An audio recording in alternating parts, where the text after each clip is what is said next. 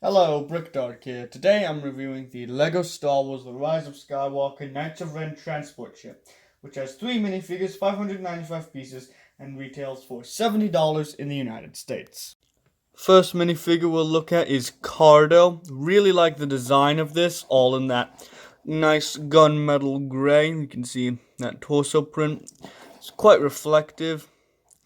He does have an exclusive helmet, which does have a little hole, so you can see the black head. You can kind of see how it's see-through. Like, trust me, those are little slits. They're not completely black. Just a black head underneath. And his weapon is, it's okay. It's unique. I'm not a huge fan of how, especially this back end looks.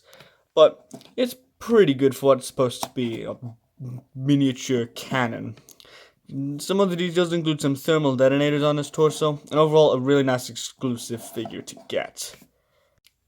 Here's Kurok, who is another exclusive Knight of Ren to this set. His weapon isn't that interesting, it's just a binocular piece on this Marvel blaster piece, which, I mean, it's not too common and it does provide for a pretty unique looking gun that hasn't really been seen anywhere else. Some nice torso printing that's notably different from Cardo's. Again, an exclusive helmet with just a black head underneath. And these two Knights of Ren are a really big selling point for this set. They are very nice. And they're probably some of my favorites, I don't know. I do like the design of both of them a lot. Just all the Knights of Ren are very cool. Finally, there's Rey. I really don't care. I mean, it's nice to get her in her episode 9 attire, but this is the most expensive set she comes in. She comes in $240. So that's being the advent calendar and the Persona Swedish shade. She comes with a blue lightsaber, I guess. The torso print's nice. It's nice and continuous. I will give it that. And then you have the hood on the back, which I think it would have been better if they had included like that white hood piece from Hidden Side. I think that would have worked a lot better, would have definitely helped elevate the figure. Underneath is the same face print they have been using since 2015. 5 years. And they never changed the face print. 5 years. And since the future of sequel trilogy sets is unlikely, I don't see it really happening, which I think is the good thing, is they make the sequel trilogy not canon. They couldn't. Okay, I'll give you the benefit of the doubt. Rey, especially in the latter movies, was not that great of a character. But you couldn't have changed the face once. Not once. No, you couldn't. Just give a slight variation between this mildly pissed off look and this mild smirk. You couldn't, it was too much to make a new face print.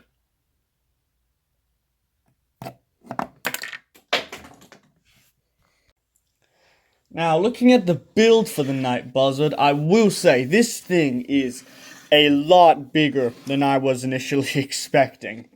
I was not expecting this to be nearly as big as it is, which is a really good thing, since having under 600 pieces for $70 may seem like an initial turn away for some people, but trust me, this feels worth it. This thing is pretty damn big. So, starting at the front, you do have some nice way they get the shaping down, and I will say this looks really good and really accurate to the Night Buzzard that we briefly see in episode 9. They just really get the shaping down well. The underside is not nearly as appetizing or good looking. You have some landing gear, I guess, but there's a cannon on the side. You have another cannon up here, which this part can move up to fit a Knight of Ren. And I will say, where this set probably falls apart for me is the play features. The play features just on the set aren't that great. There's another pair of cannons back here that you can put another Knight of Ren in. And the play features on this set, I'll admit, they're not the strongest. And then finally, there's just a little jail cell thing that you can fit Rey inside. About, kind of, not really. I will say, like, I mean, it's cool that you can kind of fit all the figures in this set in here. Not real, can't yet. There we go. It's cool that you can fit all the figures of the set in here. I'll admit it doesn't look that great considering this isn't a land vehicle, but that's probably the weakest part of this set, if I had to be honest. But the set just looks really good, and I don't think it needs those play features. I definitely think this is more of a, like, a set for adult fans, and I don't mean that in a sleazy way. This set is just definitely a lot more of a display piece. You can have it on. It just looks really solid. These engines are really well built. And the way they get this tubing on the side, it's a bit tricky to get everything to fit, but looks very nice. And none of the colors underneath really bleed through, aside from a couple of angles, like you can maybe see that red bit right there. But yeah, nothing really bleeds through. There's some spring-loaded shooters on the front, which, I mean, they're spring-loaded shooters. We've seen them 1,000 times. I could load them in, but I forgot, and honestly, I don't really care, because the play functions of the set definitely are the weakest point aside from this. But this is a really good looking display model, and that definitely makes up for it. Again, I wouldn't really be sure this is the greatest set to get for a kid who really likes to play around with a set. I mean, you can still swoosh it around, and it's still, like, got the imagination aspect. I don't think, like, a kid could get this and not have fun with it. I just think this is definitely more a set for display. You can just have this next to the Kylo Ren shuttle, have it look really nice, and yeah. So that's about it for the build of this. Not too much else. It's just a very nice, solid build. Good shaping. It's a lot bigger than I initially expected, which is always good. And yeah, not too much else here. Anyways, take a look at the box and the instructions. The box for this is that long $70 box size that shows the Night Buzzard in a pretty cool angle.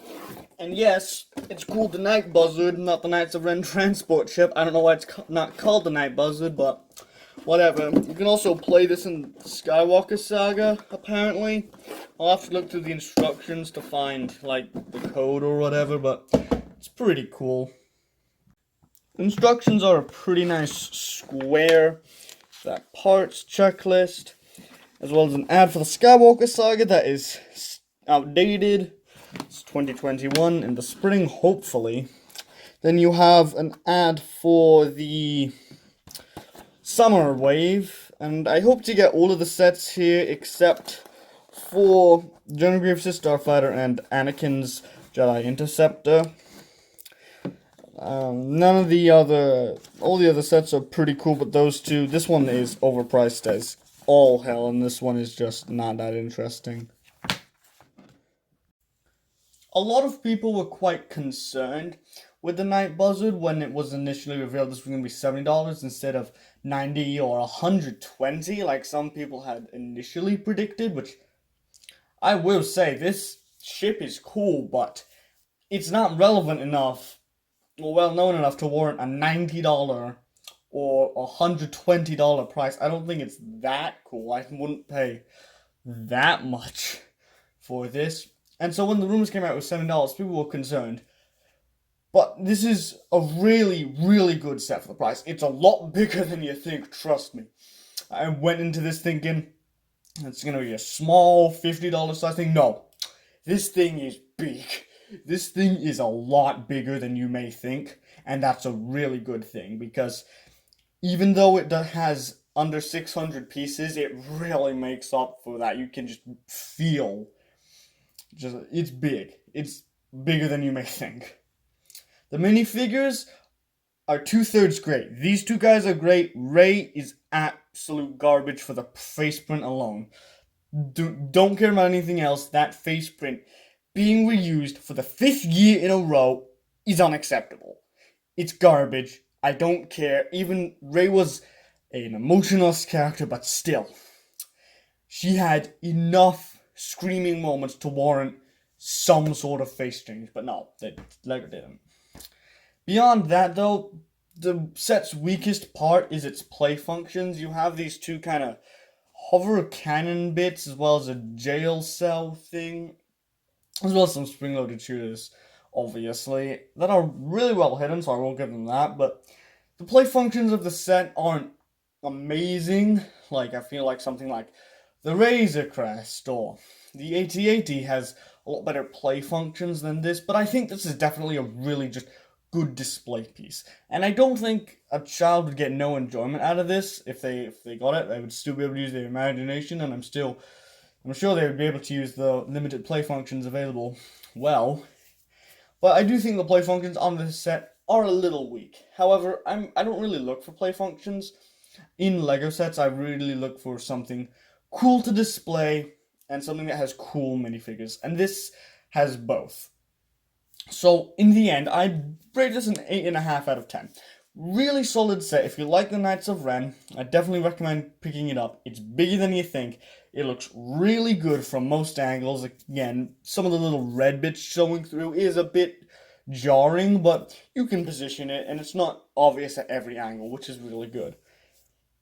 Now, the play functions are a bit weak, so if you're buying this solely for play functions, you're going to be disappointed. The Ray figure is garbage, but everything else here is really, really good and really solid, so that's why I give it an 8.5 out of 10.